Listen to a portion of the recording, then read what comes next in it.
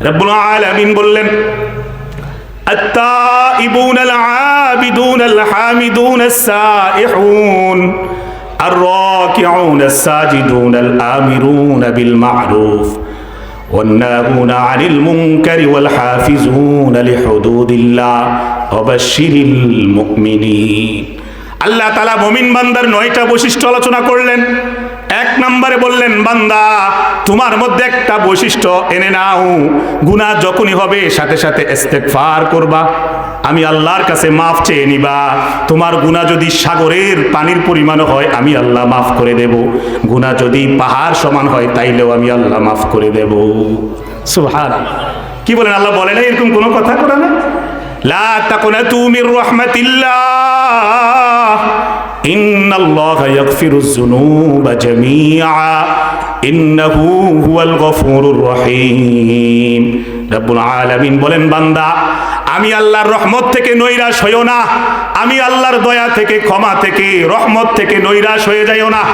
কতটা গুনাহ করছো সমস্যা নাই, 1 ফোঁটা চোখের পানি ফেলো, আমি আল্লাহ দয়া করে মাফ করে দিতে পারি। সুবহানাল্লাহ।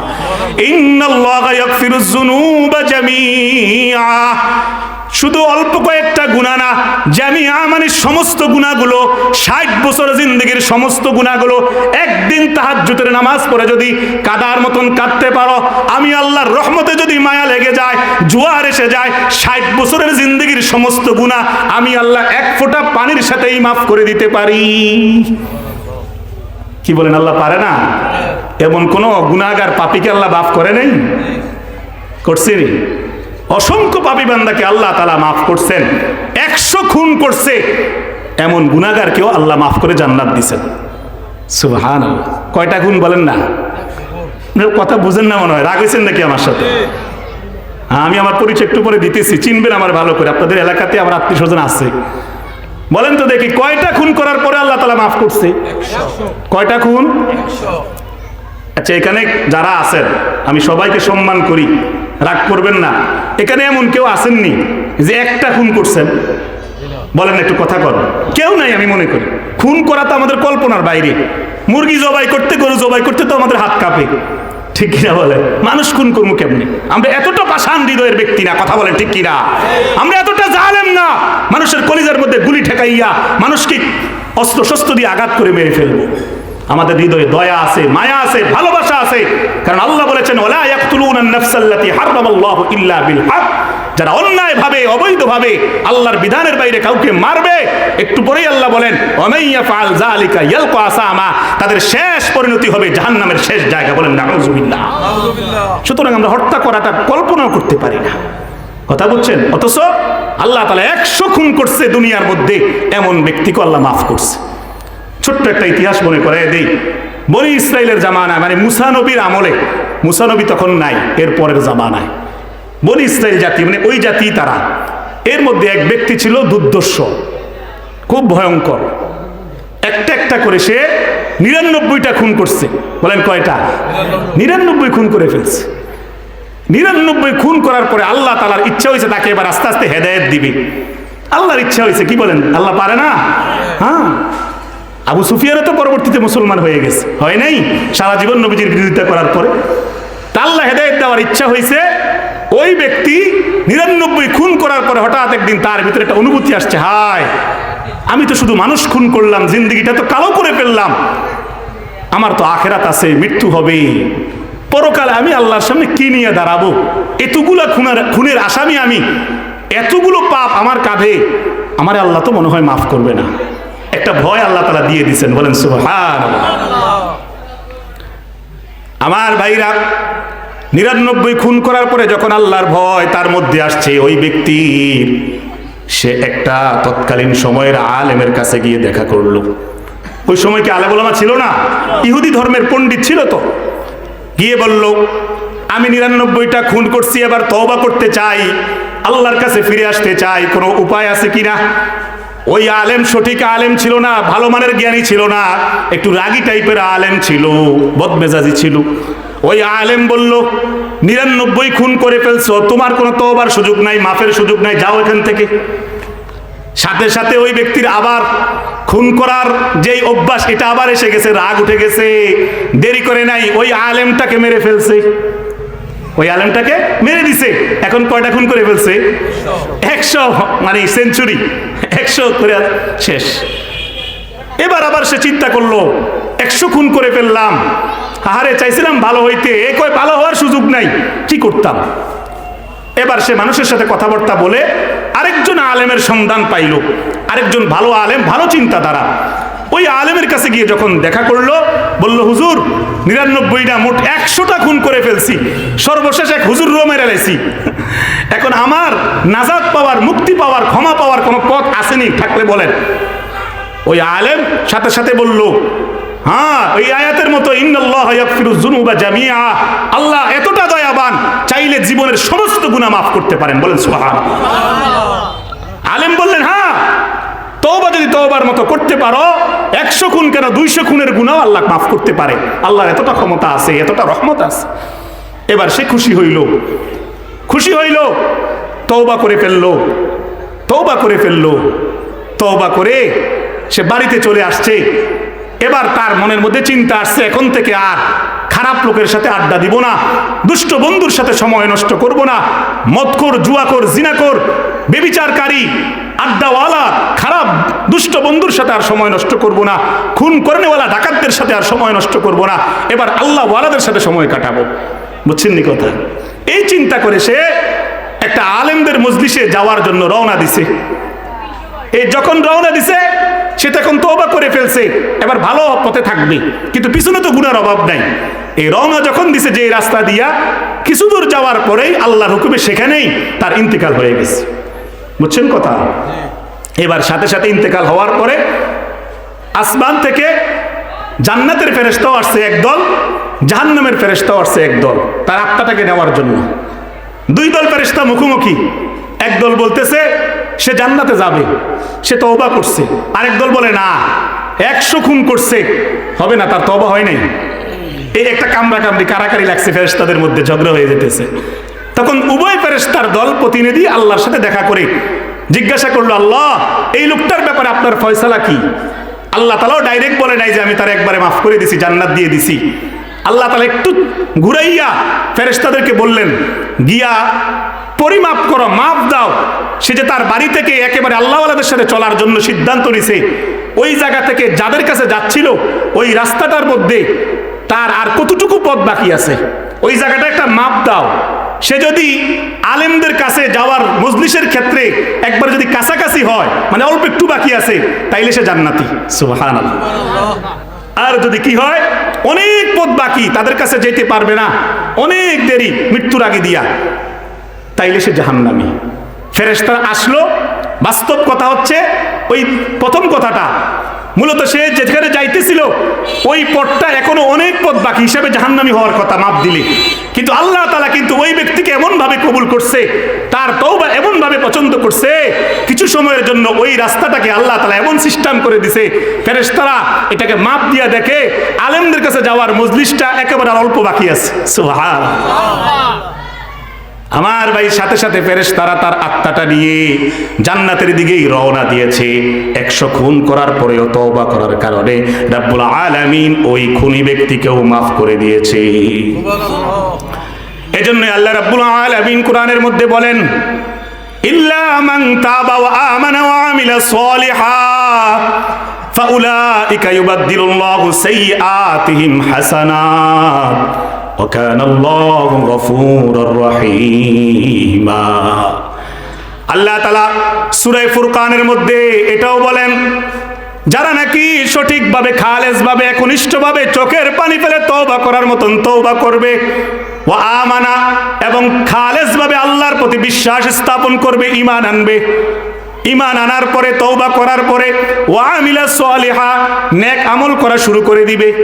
অর্থাৎ একজন ব্যক্তি 30 বছর পর্যন্ত গুনার মধ্যে ডুবেছিল, এবার আল্লাহর ভয় আসছে, মরণের ভয় আসছে, 30 বছর পরে সব কিছু বাদ দিয়ে, গুনাহ খাতা বাদ দিয়ে আল্লাহর কাছে চোখের পানি ফেলে 30 বছরের পর থেকে ভালো হওয়ার নিয়ত করে ভালো কাজ শুরু করে দিয়েছে।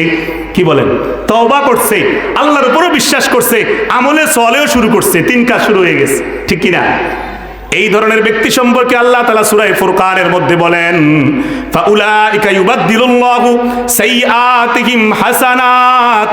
আল্লাহ বলেন এই ধরনের যারা হবে, তওবাও করে, আমি আল্লাহর উপর ঈমানও ঠিক মতন আনে এবং ভালো কাজও শুরু করে দেয়, গুনাহ বন্ধ করে দেয়, আমি আল্লাহ তার তওবা কবুল করে নেই। শুধু তওবা কবুল করে নেই না, তাকে ক্ষমা করে দেই। শুধু ক্ষমা করে দেই না, তার গুনাহগুলোকে আমি নেক আমল দিয়া পাল্টাইয়া তার আমলনামায় শুধু আমল আর আমল জমা করে দেই। আমরা বললাম, আল্লাহ আপনি কেমনে এটা করেন? এত বড় অপরাধীকে কেমনে মাফ করেন? কিভাবে করেন এটা?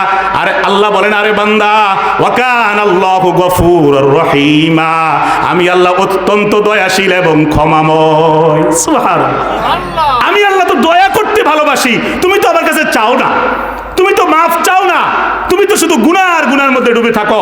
সকালেও ফজর পড়ো না, দুপুরে জোহর পড়ো না, বিকালে আসর পড়ো না, সন্ধ্যায় মাগরিব পড়ো না, রাতের বেলা এশা পড়ো না, মুরব্বীদেরকে দেখলে সালাম দাও না, তোমার চুল রাখো মাস্তানের মতো, তোমার চুল রাখো নায়কের মতো, তোমার চুল রাখো গায়কের মতো, তোমার প্যান্ট টাকুর নিচে, তোমার মুখের মধ্যে বিড়ির দুর্গন্ধ, সিগারেটের দুর্গন্ধ, মদের দুর্গন্ধ, তোমার হাতের মধ্যে জুয়া খেলার সরঞ্জাম, তোমার চলাফেরা একেবারেই নিকৃষ্ট।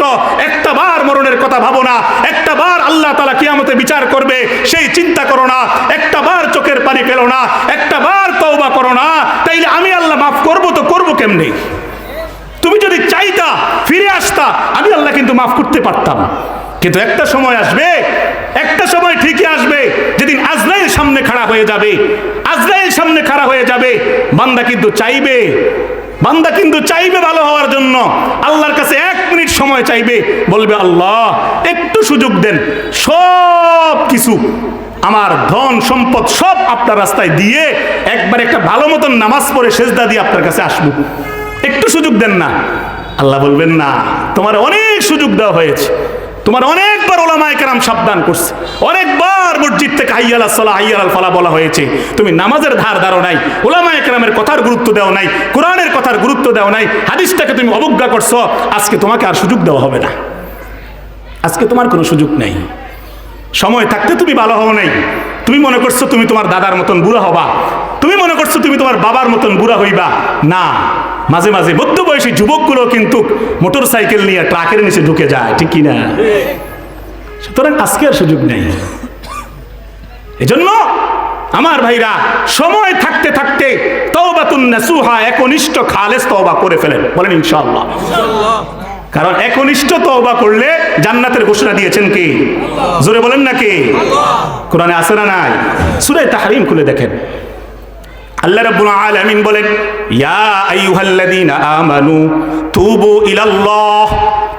ইলাল্লাহি তাওবাতান নাসুহা। ও ঈমানদারগণ, বান্দা যারা ঈমান আনছো, আমি আল্লাহকে বিশ্বাস করছো, তোমাদেরকে বলছি, তুবু ইলাল্লাহ, আমি আল্লাহর কাছে একনিষ্ঠভাবে তওবা করো, ফিরে আসো, মাফ চাও। তাওবাতান নাসুহা, একেবারে খালেস ভাবে, খুব ভালোভাবে তওবা করে নাও, আর গুনাহ করবা না এই সিদ্ধান্ত নিয়ে একনিষ্ঠতার সাথে তওবা করে ফিরে আসো। আমরা বললাম, আল্লাহ যদি সমস্ত গুনাহ ছেড়ে দেই, সমস্ত নেক আমল শুরু করে দেই, তওবা করে আপনার কাছে ফিরে আসি, লাভটা কি হবে? গুনাহ তো অনেক পিছনে। আল্লাহ বলেন, সমস্যা নাই, যদি ফিরে আসতে পারো, আমি আল্লাহ কথা দিলাম, আসা রব্বুকুম আইয়ুকাফিরু আনকুম সাইয়্যাতিকুম, আশা করতে পারো আমি আল্লাহ তোমার পিছনের জিন্দেগীর সমস্ত গুনাহগুলো মাফ করে দেব। আর আস্তে সুবহানাল্লাহ কোন, বাড়ির যে সুবহানাল্লাহ কইন, জোরে বলেন সুবহানাল্লাহ। আরে মিয়া, গুনাহ মাফ পাইয়া গেলে জান্নাত পাইয়া যাবেন, এত সুন্দর মর্যাদার কথা শুই না সুবহানাল্লাহ মুখ দিয়ে আসে না, তার মানে আপনার আল্লাহর কাছে কোনো আশা নাই, হতাশ হয়ে গেছে। কিন্তু আল্লাহ কি বললো? হতাশ হওয়া যাবে না, লা তাকনাতু মির রাহমাতিল্লাহ, আমার রহমত থেকে নৈরাশ হইছ না বান্দা, শেষ মুহূর্ত যদি তওবা করতে পারস, 100 বছরের গুনাহ আমি আল্লাহ মাফ করে দেব। কিন্তু তওবার দরকার আছে না নাই? তওবা কবে করবেন? ওই বিস্তার মধ্যে পড়ে গেছেন, তখন একজন হুজুর ধরাই আইন না, ওইটা কাম হবে না, এখনই তওবা করতে হবে, আজকে থেকে, বলেন ইনশাআল্লাহ। কারণ আজকের পরে কালকে বাঁচবেন এর গ্যারান্টি আছে নাকি আপনার কাছে? আমার ভাই, আল্লাহ বললেন, খাঁটি তওবা করতে পারলে 1 নাম্বার তোমার গুনাহ মাফ হয়ে যাবে, 2 নাম্বার যেই লাভ হবে, যেটার জন্য সবচাইতে বেশি আশা করো সেটাই হবে। আমি বললাম, আল্লাহ সেটা কি? রব্বুল আলামিন সূরা তাহরীমের মধ্যে পরের অংশে বলতেছেন ওয়ায়ুদখিলাকুম জান্নাতিন তাজরি মিন তাহতিহাল আনহার, তোমাদেরকে আমি জান্নাতের মধ্যে ঢুকাইয়া দিব যেই জান্নাতের পাশ দিয়া দুধ মধুর ঝর্ণা প্রবাহিত। কথা বুঝতেছে? এজন্য তওবা করার দরকার আজকে থেকে। আছে নাকি নাই কথা বলে? তওবা করব তো ইনশাআল্লাহ। বলেন আস্তাগফিরুল্লাহ, বলেন না আবার আস্তাগফিরুল্লাহ। আস্তাগফিরুল্লাহ রাব্বি মিন কুল্লি যামবি ওয়া আতুবু ইলাইহি লা হাওলা ওয়ালা কুওয়াতা ইল্লা বিল্লাহিল আলিয়্যুল আযীম। বেশি বেশি ইস্তেগফার করবেন, তাইলে এই গুনাহ মাফ হতে থাকবে ইনশাআল্লাহ। আমাদের শায়েখ মুফতি মুশতাকুর নবী কাসেমি হুজুর বলেন যে সুবহানাল্লাহ, আলহামদুলিল্লাহ, এই জাতীয় জিকিরগুলো হলো আতরের মতো আতর। কথা বলছেন? আর ইস্তেগফার এটা হচ্ছে সাবানের মতো সাবান। সাবান দিয়ে যেরকম কাপড়ের ময়লা দূর করে দেওয়া যায়, ঠিক ইস্তেগফার মানে আস্তাগফিরুল্লাহ এটা পড়ার দ্বারা আপনার কলবের যেই গুনাহগুলো জমে জং ধরে গেছে, কালো হয়ে গেছে, আত্মাটা নষ্ট হয়ে গেছে, বেশি বেশি ইস্তেগফার করার দ্বারা এই গুনাহগুলো দূর হয়ে, গুনাহটা দূর হয়ে কলবটা সাফ হয়ে পরিষ্কার হয়ে যাবে, কলব প্রশান্তময় হয়ে যাবে। এজন্য বেশি বেশি ইস্তেগফার করবেন। বলেন ইনশাআল্লাহ, বলেন ইনশাআল্লাহ। আমার ভাই লম্বা করলে অনেক লম্বা হয়ে যাবে। আপনার তওবা সম্পর্কে আমি আর লম্বা করতে চাচ্ছি না, পরের বিষয়ে যাই। কি বলেন? আজকে থেকে আমরা তওবাকারী হব তো ইনশাআল্লাহ। তওবা করলে লাভ কি হবে? গন্তব্য কোথায়? জোরে বলেন না কোথায়? জান্নাতুল ফিরদাউস। বলেন ইনশাআল্লাহ। বেশি বেশি তওবা করবেন। গুনাহ সকালে হয়েছে, একটু পরে আল্লাহর কাছে বলবেন আল্লাহ নফসের ধোঁকায় শয়তানের ধোঁকা করে ফেলছি, এখন মাফ করে দেন। মনে মনে হইলেও বলবেন। অফিসে যাইতেছেন, যাইতে যাইতে বলবেন আল্লাহ গত রাতে এমন এমন গুনাহ করছি, কেউ জানেন, আপনি তো দেখছেন, মাফ করে দিয়েন। পারবেন না? শুধু আল্লাহকে গোপনে এটাও বলতে পারবেন না? দেখবেন আল্লাহ তাআলা খুশি হয়ে যাবে ইনশাআল্লাহ। এবার 2 নম্বর আসেন, আল আবিদুন। 2 নম্বর আল আবিদুন। জান্নাতের পথে, জান্নাতের পথের যাত্রী মুমিন বান্দা তারাও যারা আল্লাহর শুধুমাত্র এক আল্লাহর ইবাদত করে। কয় আল্লাহ? শুধুই চায় কার কাছে? নাকি আল্লাহর কাছেও যায়, মাঝে মাঝে ভণ্ড বাবার কাছেও গিয়ে একটা সেজদা দেয়। আল্লাহর কাছেও সন্তান চায়, বাবার কাছেও সন্তান চায়। সে কি শুধুই আল্লাহর কাছে চায় না দুজনের কাছে চায়? সাবধান, শিরিক করা যাবে না। আল্লাহ তাআলা বলেছে সূরা নিসার মধ্যে, আমি সমস্ত গুনাহ মাফ করতে পারি, কিন্তু শিরিকের গুনাহ এটা এইডসের মতো, ক্যান্সারের মতো, যেটার কোনো ওষুধ নাই, যেটার কোনো আনসার নাই। যেই ক্যান্সারের কোনো আনসার নাই, ঠিক শিরিক এরকম, এটার কোনো ক্ষমা নাই, ক্ষমা নাই, ক্ষমা নাই। বলেন নাউযুবিল্লাহ। ইন্নাল্লাহা লা ইয়াগফিরু আন ইউশরাকা বিহি ওয়া ইয়াগফিরু মা দুনা যালিকা লিমান ইয়াশা। ও বান্দা, নিশ্চয় আমি সমস্ত গুনাহ মাফ করতে পারি, কিন্তু শিরিক যারা করে, আমি আল্লাহর সাথে যারা অন্য কারো ইবাদত করে, অন্য কারো কাছে সাহায্য চায়, শুধু আমি আল্লাহর কাছে ছাড়া, তারা শিরিকে অন্তর্ভুক্ত। তাদের এই গুনাহটার ক্ষমা আমি আল্লাহ করব না, করব না। কি বলেন? সন্তান লাগলে চাইবেন কার কাছে? ছেলের বিদেশ যাইতে হবে, চাইবেন কার কাছে?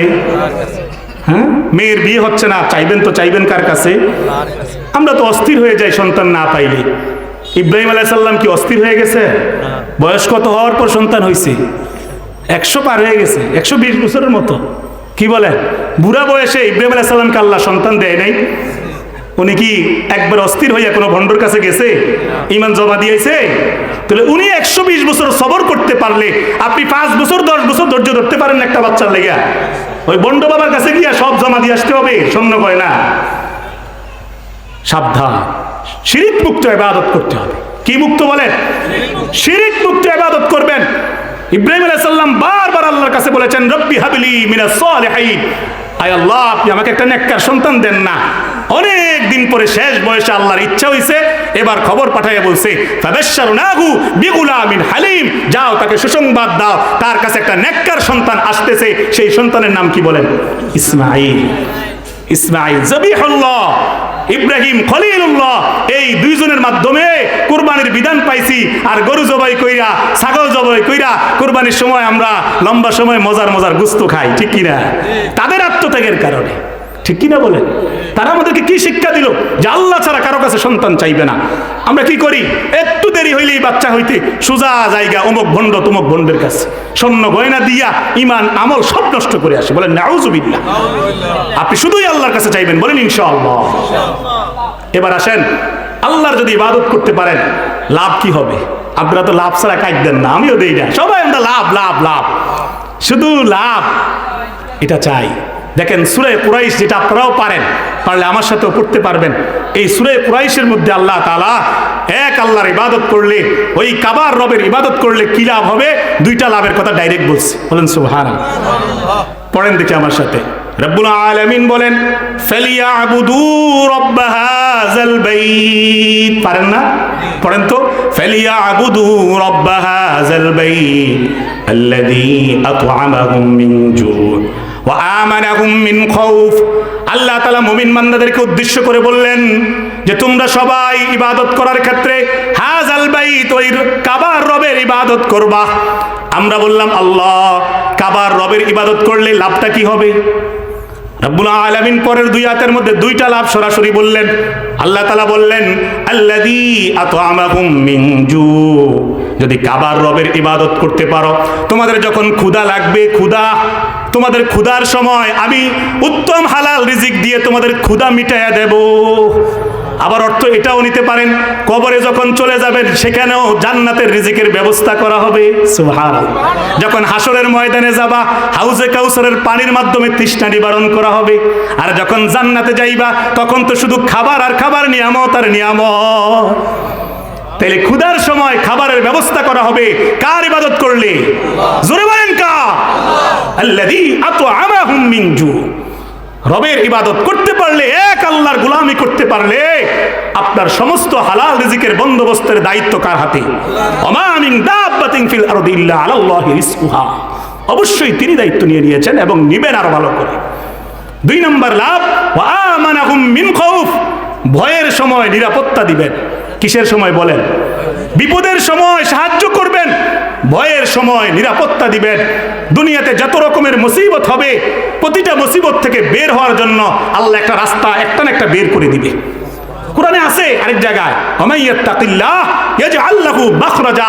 যারা আল্লাহকে ভয় করার মতন ভয় করে, যত বড় পেরেশানি আসুক দুনিয়ার মধ্যে, কিছুদিন পেরেশান থাকবে, এরপরে আল্লাহ এই পেরেশানি থেকে বের হওয়ার জন্য একটা সুন্দর পথ, রাস্তা বের করে দিবে।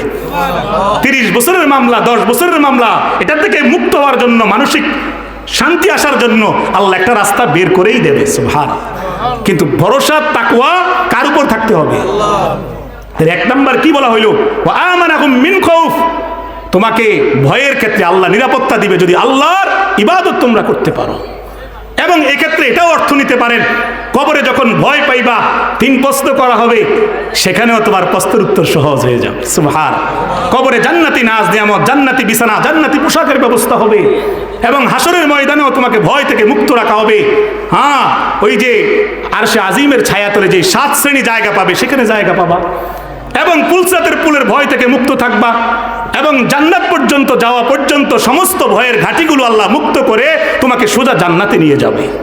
সুবহানাল্লাহ। কি করলে? আল্লাহ তাআলার ইবাদত করলে। বলেন ইনশাআল্লাহ। তাহলে ইবাদত শুধু হবে কার? আরো জোরে বলেন না কার? আল্লাহ। তাহলে দুইটা পাইলাম, সংক্ষেপে বলতেছি। কয়টা পাইলাম? দুইটা। এক নাম্বার আত-তাইবুন, যারা তওবাকারী, যারা আল্লাহর কাছে মাফ চায় গুনাহ হয়ে গেলে, তারা জান্নাতের পথে, তারা মুমিন বান্দা, তাদের জন্য সুসংবাদ। আর 2 নাম্বার, যারা আল্লাহর ইবাদত ইখলাসের সাথে করে, তাদের জন্য আল্লাহ তাআলা বললেন সুসংবাদ, তারা জান্নাতের পথে আছে। সুবহানাল্লাহ। এবার আসেন 3 নাম্বার। রব্বুল আলামিন এর পরে বলেন আত-তাইবুন আল-আবিদুন আল-হামিদুন। এই 3 নম্বরে আল্লাহ বললেন ছোট্ট শব্দ দিয়ে, আল হামিদুন, যারা আমি আল্লাহর প্রশংসা করি। সুবহানাল্লাহ। কি বলেন? আমাদেরকে খাওয়ায় কে? আরো আস্তে আস্তে কর না, একটু জোরে করলে কি হয়? আমাদেরকে খাওয়ায় কে? রিজিক দেয় কে? ধান, ফসল, বৃষ্টি, এই জাতীয় সমস্ত নিয়ামত কে দেয়? বিশ্বাস হয় না? আল্লাহ কোরআনে বলছে তো যে তোমাদের জন্য বৃষ্টি আমি আল্লাহ নাজিল করি, বৃষ্টি থেকে ফসল আমি আল্লাহ উৎপন্ন করি। দুনিয়ার কোন রাজা বাদশা পারবে আপনার জন্য একটা ধানের গাছ লাগাইতে? ধানের গাছ বড় করতে পারবে?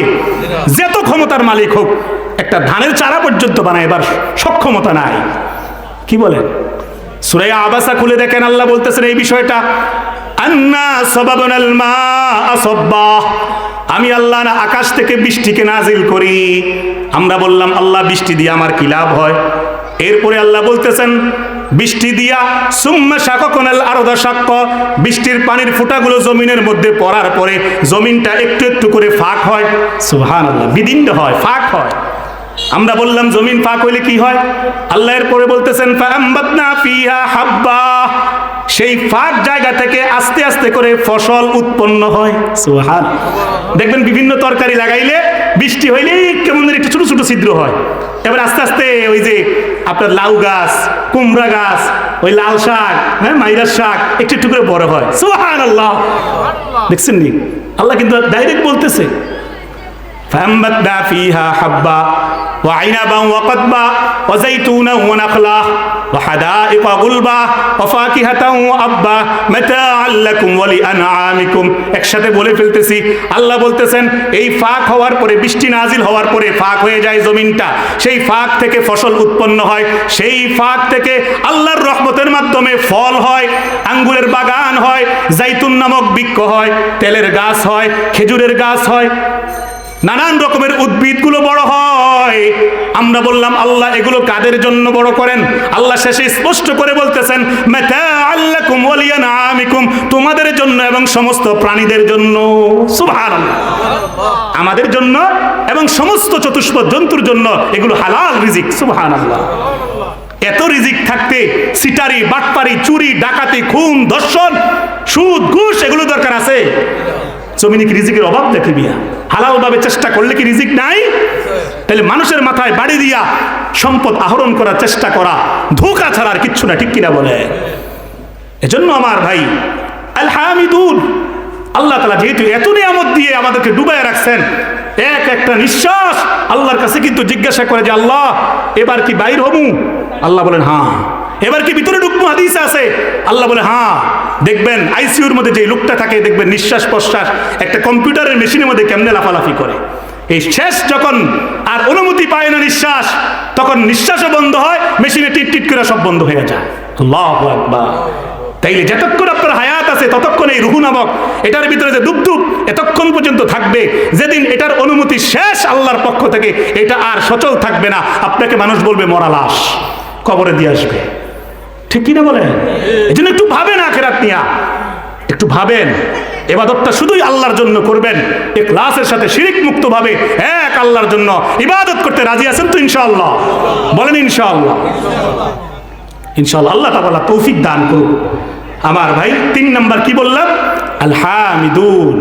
আমরা কি করব? সব সময় আল্লাহ তাআলার প্রশংসা করব। কি করব? প্রশংসা। কিভাবে? আলহামদুলিল্লাহ পড়েন তো, আলহামদুলিল্লাহ।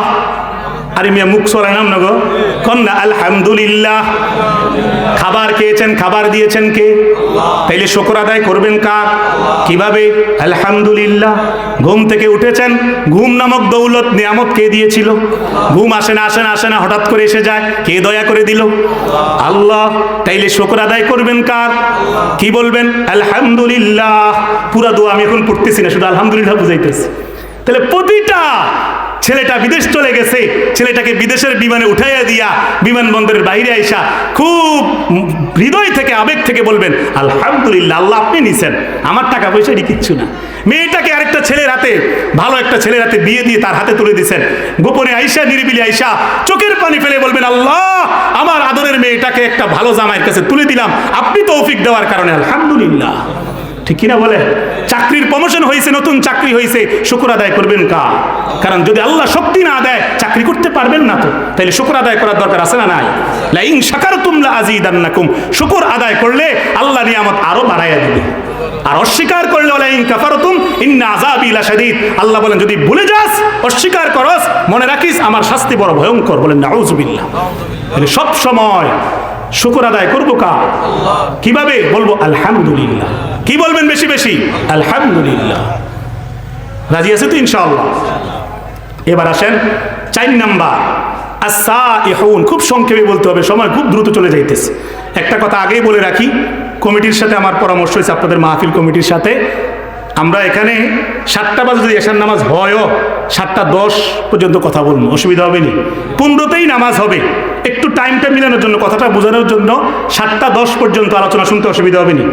আর নামাজ যখন শুরু হবে 7:15 তখন আর আলোচনা হবে না, তার 5 মিনিট আগে ছেড়ে দিব। বেশি কষ্ট হবে, তাহলে বাকি বিষয়গুলো তো বুঝবেন না, একটু সংক্ষেপ করে করে বলতেছি। এবার আসেন আস-সাইহুন আই সাইমুন, 4 নাম্বার গুণ মুমিন বান্দার, যারা জান্নাত পাবে। 4 নাম্বার তাদের যেই বৈশিষ্ট্য, যারা রোজা রাখে। রোজা কি রাখে বলেন?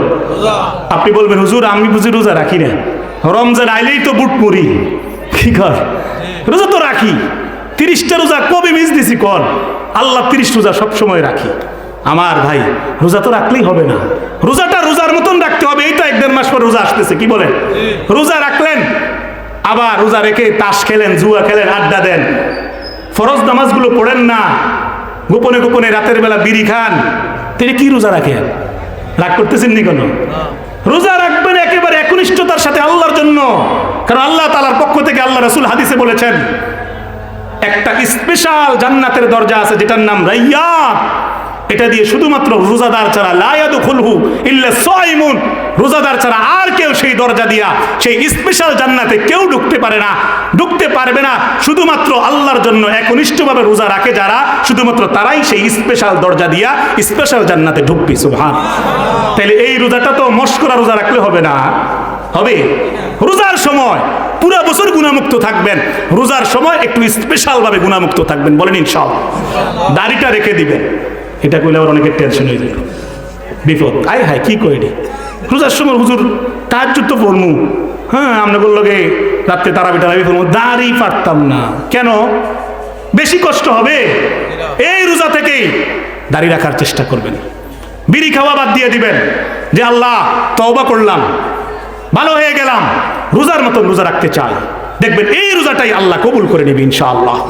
নাইলে অহেতুক না খাইয়া থাইকা, না খেয়ে থেকে সব গুনাহ লাগায় রাখছেন, রাতের বেলা মোবাইলে খারাপ জিনিসও দেখেন, টিভিও দেখেন, দিনের বেলাও রোজার কোনো গুরুত্ব দেন না, নামাজ পড়েন না, নামে মাত্র না খাইয়া আছেন।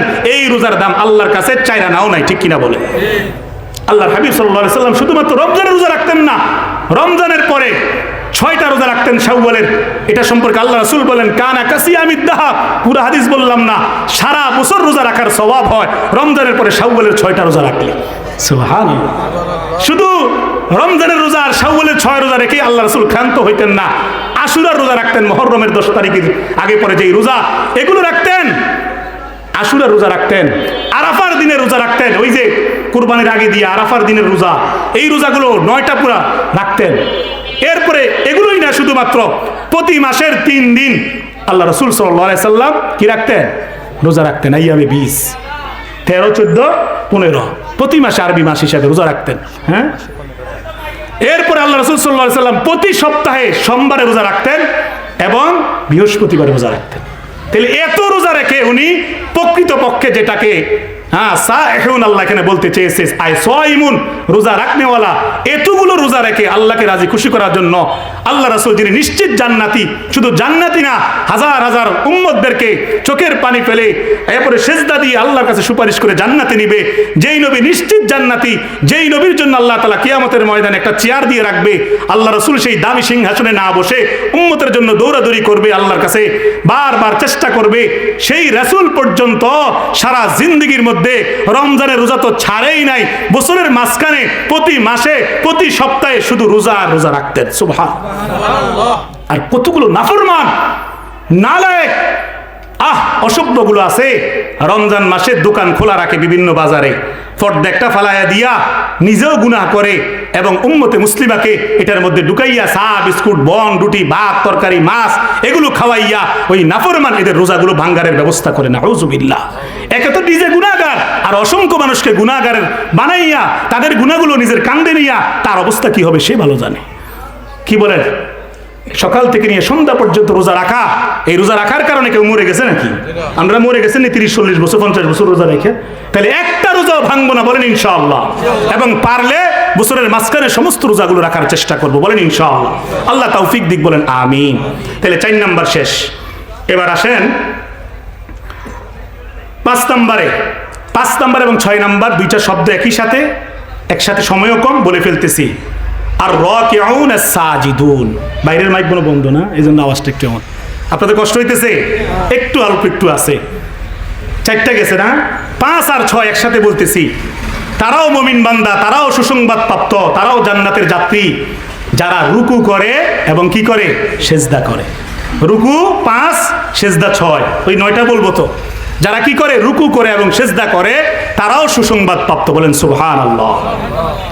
এখন আপনি বলবেন, হুজুর আমরা তো রুকু সেজদা করি, এমন কোন শুক্রবার আছে জুমার নামাজে রুকু সেজদা করি না? বুঝেন নাই? কি কেউ জানেননি? এমন কোন শুক্রবার আছে চাইতে হান ইমাম সাহেবের জিজ্ঞান, প্রতি শুক্রবারে মসজিদে যায়, রুকুও করে সেজদাও করে। আল্লাহ শুধু শুক্রবারে জুমার নামাজ পড়তে করেছে, ঠিক না?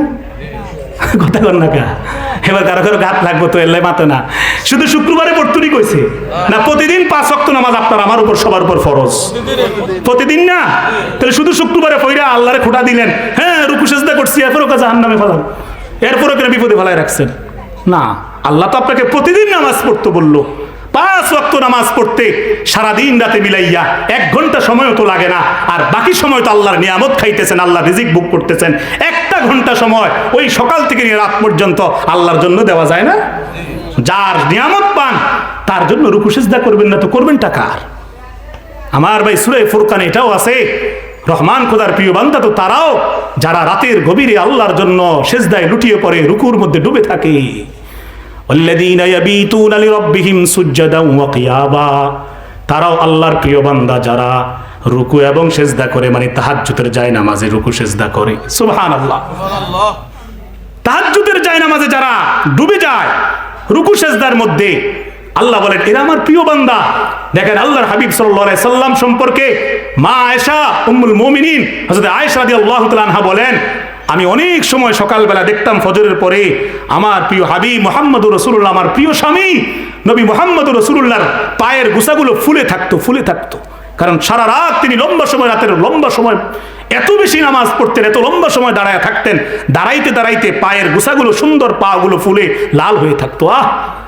নবী আমার নিশ্চিত জান্নাতি সেই নবী পর্যন্ত তাহাজ্জুদ মিস দেয় না, আর আমার আপনার জিন্দগির মধ্যে একটা বার তাহাজ্জুদ পড়া তৌফিক হয় না। বলেন নাউজুবিল্লাহ। বলবেন হুজুর তাহাজ্জুদ তো ফরজ না। তাহাজ্জুদ ফরজ না, ঠিক আছে, কিন্তু আল্লাহ তো বলেছেন তাহাজ্জুদ যারা পড়ে তারা আমি আল্লাহর প্রিয় বান্দা, কাছের মানুষ হয়ে যায়। সুবহানাল্লাহ। এবং প্রতিটা আল্লাহর ওলি, খাজা মাইনুদ্দিন চিশতি বলেন, আব্দুল কাদের জিলানী বলেন, শাহজালাল ইয়েমেনি বলেন, শাহ পরান বলেন, যত বুজুর্গ আছে, যত বড় বড় হক্কানি উলামায়ে কেরাম আছে, আল্লাহর কাছাকাছি কি রাজনীতি করে হইছে, চিটারি বাটপারি করে হইছে, না তাহাজ্জুদের জায়নামাজে চোখের পানি ফেলে হইছে? তাহাজ্জুদ পড়ে এক্সট্রা আমল করে, অতিরিক্ত নফল ইবাদত করে তার আল্লাহর প্রিয় বান্দা হইছে। সুতরাং রুকু সিজদা করব কার জন্য? সুযোগ থাকলে তাহাজ্জুদের মাধ্যমে, আর যদি সুযোগ না থাকে কমপক্ষে 5 ওয়াক্ত নামাজে রুকু সিজদা করতে পারবো তো ইনশাআল্লাহ? বলেন ইনশাআল্লাহ। মা আয়েশা, হযরত আয়েশা, চমৎকার একটা ছোট্ট হাদিস দেখেন।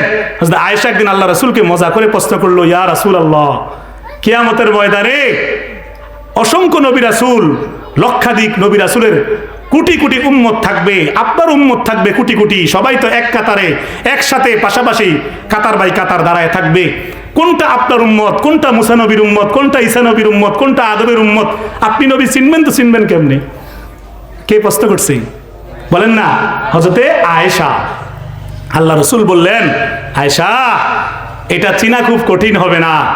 দুনিয়ায় আমার যে সকল উম্মতে মুসলিমা, আমার উম্মত যারা বেশি বেশি রুকু সেজদা করছে, ইবাদত করছে, আমার কিয়ামতের ময়দানে আল্লাহ তাআলা এই সেজদা করার কারণে ওই সেজদার জায়গাটার মধ্যে, কপালের মধ্যে একটা আশ্চর্য ধরনের লাইট জ্বালায় দিবে, একটা নূর জ্বালায় দিবে। এটা দেখে আমি দেখবো কোন নবীর উম্মতের এটা নাই, শুধু আমার উম্মতের স্পেশাল ব্যক্তিগুলোর কপালের মধ্যে নূর জ্বলতেছে। এটা দেখে আমি ধরে ধরে তাদেরকে সুপারিশ করে জান্নাতে ঢুকিয়ে দিব। কষ্ট হবে নবীজির বাইর করতে? কি বলেন? মনে করেন 20 কোটি, 30 কোটি, 100 কোটি মানুষ, এগুলোর ফাঁকে ফাঁকে দেখা যায় কিছু কিছু মানুষের কপাল থেকে আলো বের হয়, বের করতে কষ্ট হবে নি? আর ফেরেশতা তো সেখানে আছে, অভাব নাই। আবার আল্লাহ রাসূল তো কিছু কিছু হাফিজে কোরআন, নেককার হাফিজে কোরআনের বাবা মাকে আরো সহজে চিনবে, যারা তাদের সন্তানকে হাফেজ বানাইছে, আলেম বানাইছে। কিয়ামতের ময়দান আল্লাহ যখন নূরের টুপি পরাইয়া দিবে, ওই টুপিগুলো গোটা হাসরের ময়দান আলোকিত হয়ে থাকবে। এরে চিনা তো আল্লাহ রাসূলের আরো সহজ হবে। সুবহানাল্লাহ। তাইলে আমাদের সন্তানকে হাফেজ বানানোর দরকার আছে নাকি নাই? হাফেজ বানাই আপনি ডাক্তার বানান, সমস্যা নাই। আলেম বানাইয়া একটু দিন শিখাইয়া এরপর ইঞ্জিনিয়ার বানান, আল্লাহ নিষেধ করছেনি, কিন্তু আগে দিনই শিক্ষাটা দেন, আগে তাকে ধর্মীয় শিক্ষাটা দেন, আগে ফরজ বিধান যেটা এলেম তলাবুল ইলমি ফারিদাতুন এটা আগে দিয়ে দেন, এরপরে সে ডাক্তার হোক ইঞ্জিনিয়ার হোক যা ইচ্ছা হোক কোনো আপত্তি নাই, ঠিক মতো নামাজ রোজা করলেই হলো, ঠিক কিনা বলেন? তাহলে সন্তানকে আগে কোরআন শিক্ষা দিবেন, দিন শিক্ষা দিবেন, এরপরে দুনিয়াবি লাইনে দেন, কোনো মানা নাই। তবে খেয়াল রাখবেন যেন কোনো দুশ্চরিত্র লম্পট চিটার বাটপার বন্ধুর সাথে আড্ডাবাজি করে দুনিয়া আখিরাত নষ্ট না করতে পারে, ঠিক কিনা বলেন? বলেন ইনশাআল্লাহ। তাইলে 5-6 নাকি 5-6 কি গেল? রুকুকারী এবং সেজদাকারী। তাহলে আমরা আল্লাহর জন্য রুকু সেজদা করবো তো ইনশাআল্লাহ। কিভাবে? খালি উড়ান না বা দুমদাম নাকি সুন্দরভাবে? আল্লাযীনা হুম ফি সালাতিহিম খাশিউন, খুশু খুজুর সাথে বিনয়ের সাথে যারা নামাজ পড়ে, আল্লাহ বলেন কদ আফলাহাল মুমিনুন, শুরু দিয়ে বলছেন যে এরা সফল কাম। কি হবে ফলাফল? উলাইকা হুমুল ওয়ারিসুন আল্লাযীনা ইয়ারিসুনাল ফিরদাউস হুম ফিহা খালিদুন, এরা হবে জান্নাতুল ফিরদাউসের ওয়ারিস, এবং সেই জান্নাতুল ফিরদাউস সবচেয়ে শ্রেষ্ঠ জান্নাতের মধ্যে তারা চিরস্থায়ীভাবে আবাদান আবাদ থাকবে। কারা? যারা ধীর স্থির ভাবে নামাজ পড়ে, আর যারা ঠুস ঠাস উড়ে নামে মানে মেশিন, 3বারও ঠিক মতন পড়ে না, সেজদার মধ্যে তাসবি, রুকুর মধ্যে তাসবি, একবার উড়ে একবার নামে, এত তাড়াতাড়ি রুকু থেকে উঠতে সুজাই একটু দাঁড়ায় না, দাম করে সেজদার চলে যায়, 2 সেজদার মাঝখানে 1টা মিনিট কুতুর মানে সামান্য একটু সময় অপেক্ষা করে না, উড়ে আর নামে। এগুলি নামাজ? এগুলি নামাজ? ফাওয়াইলুল লিল মুসাল্লিন, আল্লাহ বলেন দুর্ভোগ তাদের জন্য যারা নামাজের মধ্যে ধোঁকাবাজি করে। আল্লাযীনা হুম আন সালাতিহিম সাহুন আল্লাযীনা হুম ইউরাউন, যারা লোক দেখানো নামাজ পড়ে, যারা লোক দেখানো সমাজের মানুষ ভালো বলবে, হ্যাঁ সমাজের মানুষ নামাজি বলবেন, লোক দেখানো নামাজ পড়ে, আল্লাহ বলেন এদের নামাজের কোনো দাম নাই, কোনো দাম নাই, এদের জন্য দুর্ভোগ, এদের জন্য শাস্তি, লাঞ্ছনা, বঞ্চনা, মানে জাহান্নাম। বলেন নাউযুবিল্লাহ। তাহলে নামাজ পড়েও জাহান্নামে যাবে কোন নামাজ? যেই নামাজের মধ্যে সৌন্দর্যতা নাই। তাহলে নামাজ আমরা কিভাবে পড়বো? একনিষ্ঠভাবে, ধীরস্থিরভাবে, একটু ভালোভাবে সূরা কেরাতটা সহিশুদ্ধ করে নিব আলেমদের কাছ থেকে, এবং রুকু সেজদাটা ভালোভাবে করব। বলেন ইনশাআল্লাহ। তাড়াহুড়া করে কোনো লাভ নেই, নাহলে 2 মিনিট আগে হবে, নাহলে পরে, এই তো সুন্দরভাবে নামাজ পড়েন। বলেন ইনশাআল্লাহ। এবার আসেন আল আমিরুনা বিল মারুফ ওয়ান নাহুনা আনিল মুনকার। 7 এবং 8 এই দুটো একসাথে বলে ফেলি, যেহেতু সময় নাই। আমি আপনাদের কাছে যে সময় চেয়ে নিয়েছি ওই 10 মিনিট এখনো আছে, এই 10 মিনিট আমি শেষ করতে পারবো সংক্ষেপে। যদিও এই আয়াতটার আলোচনা করতে আমি আমার জুমার মসজিদ চান্দিনার মধ্যে প্রায় 3 মাসের উপর লাগছে। 1 সপ্তাহে একটু একটু করে বলছি, একটা করে। ওইখানে তো সময় আমার হাতে আছে পুরো বছর, এটা আমার দায়িত্ব। এখানে তার সময় নেই, সংক্ষেপে বলে ফেলতেছি, নাইলে অনেক ব্যাখ্যা আছে এক একটার। এবার আসেন আল আমিরুনা বিল মারুফ, তারাও সেই সমস্ত মুমিনরাও সুসংবাদ প্রাপ্ত জান্নাতের যারা সৎ কাজে আদেশ দেয়। বলেন কি কাজে আদেশ দেয়? সৎ কাজে আদেশ দেয়। ওয়ান্নাহুনা আনিল মুনকার, 8 নম্বর হচ্ছে যারা অসৎ কাজে বাধা দেয়। বলেন কি বলা হয়েছে এখানে? সৎ কাজে আদেশ, অসৎ কাজে বাধা। আল্লাহ রাসূল হাদিসের মধ্যে এই ব্যাপারে বললেন, মান রাআ মিনকুম মুনকারান ফালিয়ুগাইয়ির বিয়াদিহি ফাইন লাম ইস্তাতি' ফাবিলিসানিহি ফাইন লাম ইস্তাতি' ফাবিকলবিহি ওয়া যালিকা আদআফুল ঈমান। হ্যাঁ, যদি তোমাদের পক্ষে সম্ভব হয় অন্যায়ের প্রতিবাদ করার ক্ষেত্রে, তাহলে তোমরা হাত দ্বারা প্রতিবাদ করবা, ডাইরেক্ট বাধা দিবা। আর যদি হাত দিয়ে না পারো, সমস্যা হয়ে যাবে বেশি, তাহলে মুখ দিয়ে অন্তত বাধা দিবা। কি বলেন? আর মুখ দিয়েও যদি না পারো, অন্যায় কাজ যখন দেখবা কতগুলো নষ্ট যুবক গ্রামের মধ্যে ডিজে গান লাগায় রাখছে, ডেকসেট লাগায় রাখছে, বাধা দেওয়ার চেষ্টা করবেন হাত দিয়া। হাত দিয়ে না পারলে মুখ দিয়া, মুখ দিয়ে না পারলে যদি মুখ দিয়ে দিলে আপনারা আইসা কই নেব ওই জালেমগুলো, তাইলে মুখ দিয়েও বাধা দিয়েন না। দুর্বল ঈমান যেহেতু আপনার, মনে মনে তাকে ঘৃণা করবেন, যেটা আল্লাহর দুশমন। বলেন নাউযুবিল্লাহ। দেখেন এই কয়েকদিন এই যে কি গেল 31 নাইট, এই কয়দিন আগে বন্ডামি একটা যে গেছে, বছরের শেষ দিন, বিদেশি কালচার, খ্রিস্টানদের কালচার, কাফেরদের কালচার, এটা পালন করতে গিয়া এক জায়গার মধ্যে একদল যুবক এমন ভাবে গান বাজাইতেছে, বাচ্চারা কষ্ট পায়। একজন মুরব্বী না বাধা দিতে গেছে, বাধা দিতে যাওয়ার কারণে ওই মুরব্বীকে দৌড়াইয়া তার ঘরের মধ্যে ইচ্ছা মতন মারছে। বলেন নাউযুবিল্লাহ। একে তো ডাকাতি করতেছে, বাটপারি করতেছে, গান বাজাইতেছে, একটু মানা করলো কেন? ওনার বাচ্চারা কষ্ট পায়, মানা করার কারণে ওনাকে আক্রমণ করছে এই জালেমগুলো, বেহায়াগুলো। কতটা নালায়েক! এটা কি মুসলমান হওয়ার কাতারে পড়েনি? বলেন এটা কি মানুষের কাতারে পড়েনি? এটা বলেন খালি। মুসলমান তো পরের কথা, মনুষ্যত্বই তো নাই যে বাবার বয়সে চাচাকে কেমনে গায়ে হাত তুললাম, অন্যায় তো আমরা করলাম, চুরি সিনাচুরি কেমনে করি? কি বলেন? এজন্য কেউ যদি অন্যায় বাধা দেয়, আপনি একটা খারাপ কাজে ডুবে আছেন, কেউ বাধা দিলে তার সাথে দুর্ব্যবহার করবেন না। বলবেন চাচা ঠিক আছে, ক্ষমা চাই, আমি বন্ধ করে দিলাম গান। আল্লাহকে ভয় করবেন। ওই চাচাকে না, তার ধমককে না, তার ব্যবহারকে না, আল্লাহকে ভয় করে গুনাহ ছেড়ে দিবেন। বলেন ইনশাআল্লাহ, বলেন ইনশাআল্লাহ। এজন্য আমাদের দায়িত্ব, নিজে যেরকম নামাজ পড়বো, সকালবেলা ফজরের সময় নিজে যেরকম মসজিদে আসবো, ঘরের সব লাইট জ্বালাই দিবেন। যারা প্রাপ্তবয়স্ক আছে, নিজের বিবি, নিজের মেয়ে, ছেলের বউ, ছেলে, নাতি, যেগুলো প্রাপ্তবয়স্ক হয়ে গেছে, 10 বছরের উপরে হয়ে গেছে, সবগুলোর জায়গায় দিয়ে বলবেন ওঠো। মহিলাদেরকে বলবেন ওযু করে ঘরে নামাজ পড়ো। ছেলেদেরকে বলবেন আমার সাথে চলো, মসজিদে যাই। কারণ সকালবেলা ফজরের নামাজের মধ্যে বরকত ঢেলে দিয়েছেন কে? হ্যাঁ, সকালে যারা ফজর পড়ে, বাকি নামাজ পড়ে যেই মজা পায়, এক ফজর পড়ে মুমিন তার চেয়ে বেশি মজা পায়। এক ফজরের সময় বান্দা যদি একটু মুসরামুসরি করে, আল্লাহ তাআলা দয়া করে চোখ থেকে অটোমেটিক পানি ঝরাইয়া দেয়, গুনাহ মাফ হয়ে যায় তওবা করলে। এজন্য ফজরের মজা আলাদা। আর যারা ফজর পড়ে না, ফজর না পড়ার কারণে যুগে যুগে আল্লাহ তাআলা আদ সামুদ জাতি সহ বিভিন্ন জালেমদেরকে বেশিরভাগ শাস্তি দিয়েছেন। ভোরবেলা ফজরের সময় গজব দিয়েছেন। কারণ এই সময় আল্লাহ তাআলা রহমত দিয়ে শেষ আসমানে আসে। আর এই সময় বান্দা যখন ঘুমে ডুবে থাকে, ফজর পড়ে না, আল্লাহ সহ্য করতে করতে একদিন যখন নারাজ হয়ে যান, ভয়ঙ্কর গজব দিয়ে শেষ করে দেন বিভিন্ন এলাকা। দেয় না? দেয় না আল্লাহ তাআলা? কি বলেন? তুরস্ক নামে মুসলমান কান্ট্রি আছে, অনেক ভালো মুসলমানরা আছে, অনেক ইতিহাস তাদের আছে, উসমান গাজী, আর্তুল গাজীর ইতিহাস আছে, বড় বড় বীরদের ইতিহাস আছে, বড় বড় ব্যক্তিত্বের ইতিহাস আছে। কিন্তু এখনকার তুরস্কের যেই জাতিরা বসবাস করতেছে, অনেক নারী পুরুষ, অনেক যুবক যুবতী, এদের পোশাক দেখলে, চলাফেরা দেখলে দূর থেকে ইবলিস পর্যন্ত লজ্জা পায়। আমি তো এত খারাপ ভাবছিলাম না তোরা হইবি, আমি দিছি ভোল্টেজ অল্প কদ্দুর, তোরা তো ফুরারা নিয়ে নিস। কি পরিমাণ নির্লজ্জ! যার কারণে আল্লাহ তাআলা কিছুদিন আগে, কয়েক বছর আগে তুরস্কের মধ্যে হঠাৎ করে এক ভূমিকম্প দিয়েছে।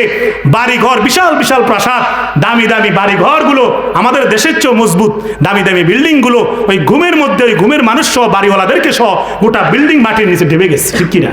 সব ঘুমের মধ্যে পড়ে গেছে। কারণ আল্লাহ তাআলা বারবার সুযোগ দিছে। যখন আল্লাহ তাআলাকে তারা বুঝে নাই, আল্লাহ সামান্য একটা জায়গার মধ্যে সামান্য একটু ভোল্টেজ দিছে, বেশি দিছে না। একবার করোনা দিয়ে দেয়, একবার আল্লাহ ভূমিকম্প দিয়ে দেয়, একবার আল্লাহ তাআলা ওই বন্যার মাধ্যমে আমাদেরকে সতর্ক করে ভালো হওয়ার জন্য। আমরা আল্লাহকে ডোন্ট কেয়ার, মানি না। যেমন খুশি তেমন সাজি, যেমন ইচ্ছা তেমন চলি।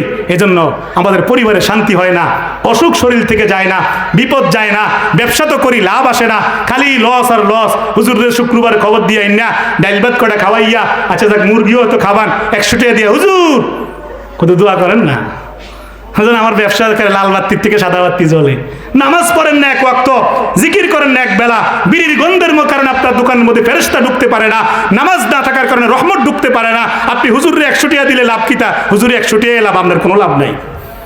কিরা বলে? এজন্য মাদাইয়ের মধ্যে আগুন লাগছে দোকানের মধ্যে। এজন্য গত বছর, এর কয়েক বছর ধরে দেখতেছি ঢাকার মধ্যে বিভিন্ন মার্কেটে আগুন লাগে। কারণ এই ব্যবসায়ীগুলো আপনার সুদের মাধ্যমে, কিস্তির মাধ্যমে ব্যবসা করে। কিস্তির মাসালাম না মানে বুঝাতে চাইেন না, আপনি এক একভাবে আসেন, আপনাকে বুঝাই দিব। সুদের মাধ্যমে ব্যবসা বাণিজ্য করে এবং বছর শেষে যেই জাকাত আসে, এই জাকাত ঠিক মতন যায় না। কোনো মাদ্রাসা মসজিদ থেকে একটা রিসিপ্ট নিয়ে 100 টাকার জন্য গেলে, 50 টাকার জন্য গেলে দুর্ব্যবহার করে ধাক্কা দিয়ে বের করে দেয়। 10টা টাকা আল্লাহ রাস্তায় দিতে যায় না, আল্লাহ ওয়ালাদের সাথে দুর্ব্যবহার করে।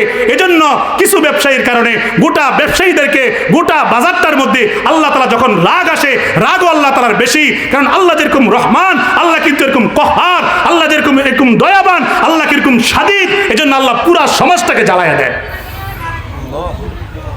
এখন বলবেন হুজুর যারা যাকাত দেয়, যারা ভালো, তারাও তো গজবের মধ্যে পড়ে শেষ হয়ে যায়, তাদের দোষ কি?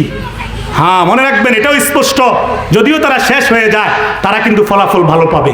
আর যাদের কারণে গজব আসছে তাদের শাস্তি হবে। সুবহানাল্লাহ। আল্লাহ কিন্তু আল্লাহর ইনসাফ ঠিক রাখবে। এজন্য আমার ভাই, সব সময় সৎ কাজে আদেশ দিবেন। নিজেই শুধু নামাজ পড়লে হবে না, সবাইকে নামাজের কথা বলবেন। সমাজের বাচ্চাগুলোকে কোনো অন্যায় দেখলে সুন্দর করে হলেও, ভদ্রভাবে হলেও বাধা দিবেন। বলেন ইনশাআল্লাহ। আসরের সময় হয়ে গেছে, আজান হয়ে গেছে, জামাতের 3 মিনিট, আপনি আসতেছেন, আপনার আশেপাশের উপযুক্ত ছেলেগুলো খেলার মধ্যে ডুবে আছে, অন্তত একটু দাঁড়াইয়া 3 সেকেন্ডে 10 সেকেন্ডে হইলেও বলবেন, এ ছেলেরা, বাবা মৃত্যু কিন্তু হয়ে যাবে, আসো না নামাজের দিকে। এরা যদি না আসে আপনার কোনো অসুবিধা নাই, আপনার দায়িত্ব বলা। কি বলেন? নিজেও বাঁচো, আহালকেও বাঁচো, জাতিকেও বাঁচাও। তাহলে চেষ্টা করবেন না ইনশাআল্লাহ। এবং কোনো খারাপ কাজ দেখলে যেভাবে পারেন অন্তত সুন্দরভাবে হলেও, ভদ্রভাবে হলেও বাধা দিবেন। বলেন ইনশাআল্লাহ। কারণ এটা আপনার উপর দায়িত্ব, মনে রাখবেন। এটা করলে আল্লাহ বললেন অবাশশিরিল মুমিনিন, তোমার জন্য সুসংবাদ। সুবহানাল্লাহ। সর্বশেষ যেটা, আমার হাতে 4 মিনিট আছে, এটা আমি শেষ করে দিতেছি। হ্যাঁ, ওয়াল হাফিজুনা লিহুদুদিল্লাহ, আল্লাহর বর্ডার যারা হেফাজত করে, আল্লাহর বর্ডার, আল্লাহর সীমানা যারা হেফাজত করে, মানে কি আল্লাহ যে বিধান দিয়েছেন এটা যারা হেফাজত রাখে, যারা হালাল হারাম এটা ঠিক রাখে। আল্লাহ বললেন সুদ খাওয়া হারাম, আমনে কোন কদ্দুর কাদ্দুর সুদ না খেলে চলন যায় না, দূর সব কথা মানন লাগেনি। নাউজুবিল্লাহ, কি কথাটা বললেন, কি যুক্তি দেখাইলেন, অথচ আল্লাহ রসুল বললেন সুদ খাওয়ার সাধারণ যেই ইয়াটা অপরাধটা সেটা হচ্ছে নিজের মায়ের সাথে জিনা করা। বলেন নাউজুবিল্লাহ। আরো অসংখ্য 70টার উপরে সুদ খাওয়ার শাস্তি, সুদ খাওয়ার পরিণতি কোরআন হাদিসে আছে না নাই? সুতরাং সুযোগ থাকলেও কেউ না জানলেও আল্লাহকে ভয় করে সুদ থেকে মুক্ত হয়ে সুদ মুক্ত অবস্থায় জিন্দেগি কাটান। দুনিয়ায় একটু কষ্ট হইল, কবরে হাসরে আখিরাতে আল্লাহ তাআলা আপনাকে নিয়ামত আর নিয়ামত দিবেন ইনশাআল্লাহ। সুদ থেকে মুক্ত থাকবেন, ঘুষ থেকে মুক্ত থাকবেন, মানুষের কাছ থেকে কৌশল করে টাকা খাইয়া মানুষের একটা কাজ উদ্ধার করে দিবেন। হ্যাঁ, দালালি করবেন, চিটিংবাজি করবেন, বাটপারি করবেন, আর এদিক দিয়া মসজিদে 500 টাকা দিবেন। হ্যাঁ, মাস শেষ হইলে না, এত হুক নাই সিরা ভিজে না, মানলে পুরোটা মানতে হবে।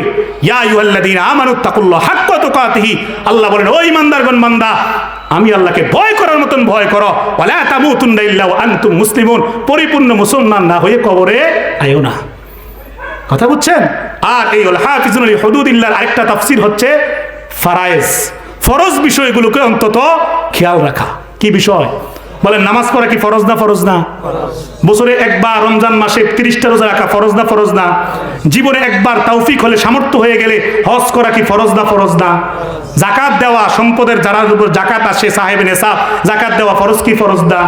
পিতামাতার সাথে ভালো আচরণ করা, তাদের খেদমত করা, এটা কি দায়িত্ব কি দায়িত্ব না? এইগুলো অন্তত যদি ঠিক রাখতে পারেন, আল্লাহ বলেন তাইলেও তুমি ওয়াল হাফিজুনা লিহুদুদিল্লাহ, আমার সীমা যেটা বলতে চাইতেছি এটা মানলা। ফলাফল কি হবে? ওয়াবাশশিরিল মুমিনিন, এই সমস্ত গুণ যাদের মধ্যে আছে সেই সমস্ত মুমিনদের জন্য সুসংবাদ। আমি বললাম আল্লাহ কি সুসংবাদ? আল্লাহ বললেন হাদাইকা ওয়া আনাবা ওয়া কাওয়াইবা আতরাবা ওয়া কাসান দিহাকা লা ইয়াসমাউনা ফিহা লাগওয়ান ওয়ালা কিযাবা ফি জান্নাতিন নাঈম সুল্লাতুম মিনাল আউওয়ালিন ওয়া কলিলুম মিনাল আখিরিন আলা সুরুরিম মাউদুনা মুত্তাকিইনা আলাইহা মুতাকাবিলিন।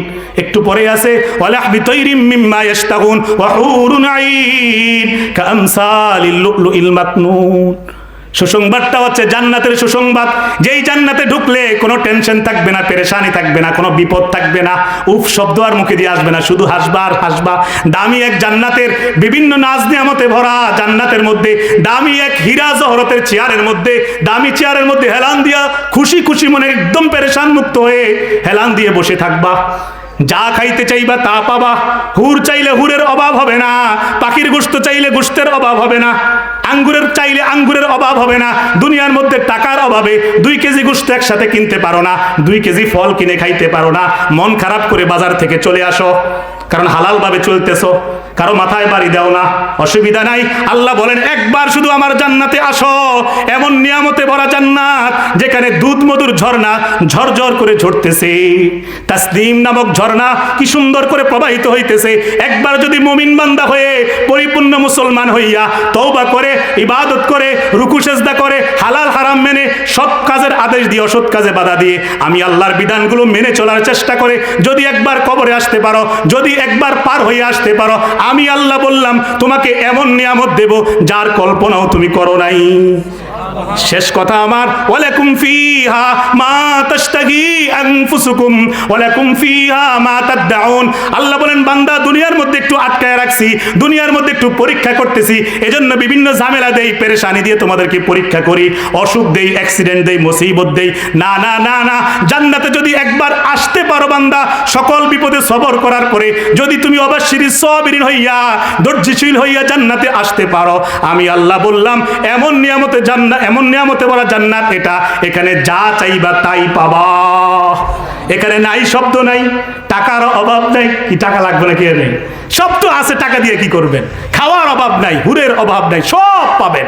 সুতরাং আমার ভাই 9টা গুণ বললাম, 9টা বৈশিষ্ট্য বললাম। হ্যাঁ কি কি আর 30 সেকেন্ডে বলে ফেলি। বলেন ইনশাআল্লাহ এখন থেকে গুনাহ হয়ে গেলে তওবা করব। 1 নাম্বার তো এটা মনে আসেনি? এখন থেকে কি গুনাহ হয়ে গেলে কি করব? তওবা করব। 2 নম্বরে ইবাদত করব কার? শুধুই আল্লাহ, বলেন শুধুই আল্লাহ, বলেন না শুধুই আল্লাহ। কোনো বাবা খেতা মেতার কোনো ইবাদত করব না, কারো কাছে কোনো সাহায্য চাইবো না। 3 নাম্বার, সব সময় প্রতিটা নিয়ামত পাওয়ার পরে শুকর আদায় করবো কার? কি পড়বো? আলহামদুলিল্লাহ। কি পড়বো? আলহামদুলিল্লাহ।